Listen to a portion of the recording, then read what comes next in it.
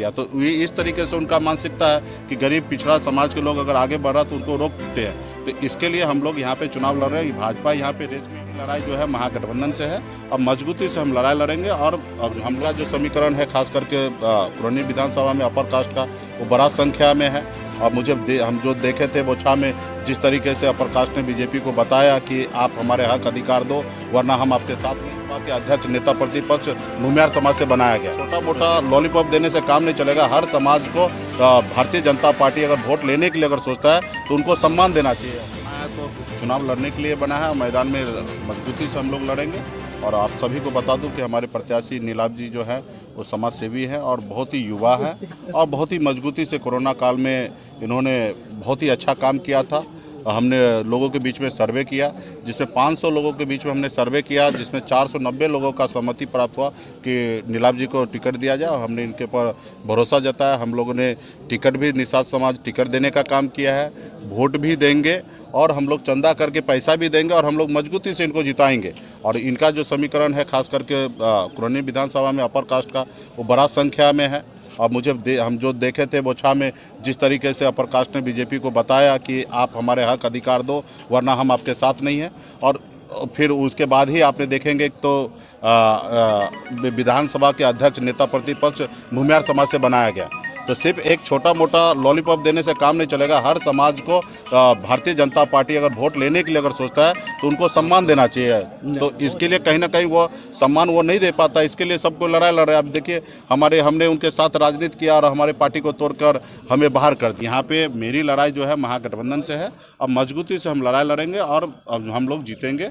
और आप इनके अपना एक विरासत है, एक स्थानीय युवा नेता हैं और इनके नाना जी 4 बार वहाँ पे विधायक रहे हैं, वो भी निर्दलीय भी विधायक रहे हैं। तो इनका एक अपना बैकग्राउंड है और उसी परिवार से आते हैं जहाँ पे समाजवादी लोगों को झंडा को बुलंद करते हैं। तो हमें लगता है गरीब पिछड़ा दलित किसान हर जाति धर्म के लोग हैं ना नीलाभ जी के साथ आएंगे, मजबूती से ही चुनाव जिताएंगे। वीआईपी के पास क्या सेकंड लाइन प्रेजेंटेशन नहीं है कि कोई मल्ला वोटर प्रत्याशी नहीं मिला आपको? देखिए ऐसी बात नहीं होता ना। आप ये देखिए कि हम लोग चुनाव जीतने के लिए मैदान में उतरते हैं, ना ही कि एक कोरम पूरा करने के लिए आते हैं। और आप सभी को पता होना चाहिए कि पार्टी जो होता है वो एक जाति का नहीं होता है और एक जाति के वोट से आप चुनाव नहीं जीत सकते।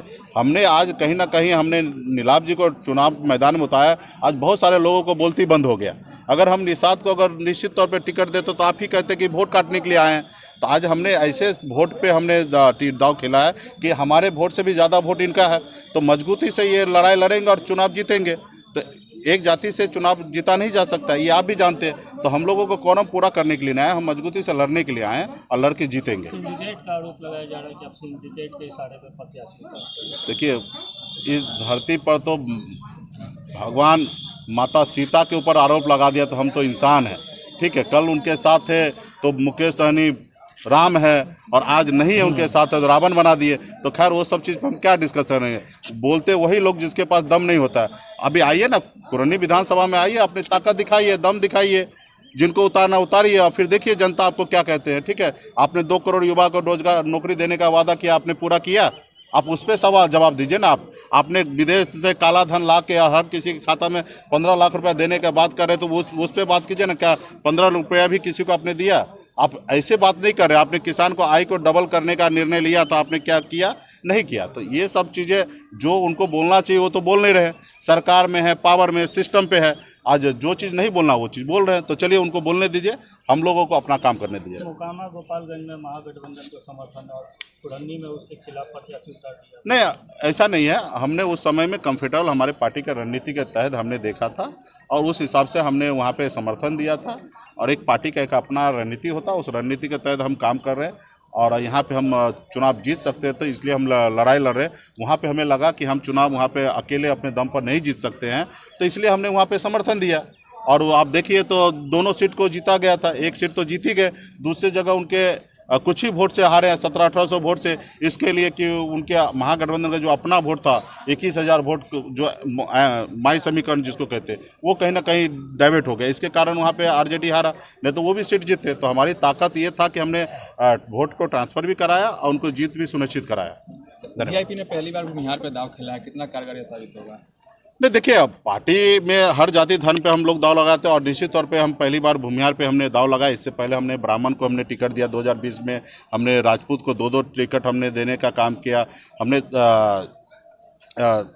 शाही जी को एक और हमने टिकट हमने देने का काम किया। तो हमने हर जाति धर्म के लिए पार्टी बनाया और सबके ऊपर हम टिकट दे रहे हैं। इस बार निश्चित तौर पे हमने भूमिहार पे दाव रखा है और हमें पूरा भरोसा है कि अपर कास्ट हमें वोट दे के जिताएंगे। और मैं वादा करता हूँ मुजफ्फरपुर के भूमिहार समाज से कि आप हमें जिताएं, मदद करें और ये प्रत्याशी को जिताएंगे। आने वाले समय जो 2024 का जब चुनाव होगा उस समय पूरे बिहार में एक सीट वीआईपी पार्टी भूमिहार समाज को लोकसभा टिकट हम लोग उनको देंगे और चुनाव लड़ाएंगे। तो हम तो हमेशा हर समाज को दे रहे हैं कि हम आगे बढ़ के दे रहे हैं। अभी हम उम्मीद करते हैं कि हमारे प्रत्याशी को जिताएं। 2024 में किसका साथ रहेगा? देखिए, 2024 में हम गठबंधन में रहेंगे। किस गठबंधन में रहेंगे 2023 में दिसंबर में डिसीजन लेंगे, अभी नहीं। अभी हमें अकेले अपने दम पर पार्टी को यूपी, बिहार, झारखंड तीनों राज्य में हमको मजबूती से पार्टी को मजबूत करना है। वीआईपी के जो विधायक होते हैं जीतने के बाद दल बदल लेते हैं, इससे कैसे निपटिएगा? देखिए, अभी तो वो तो उनसे बात कीजिए ना जो खरीदते हैं।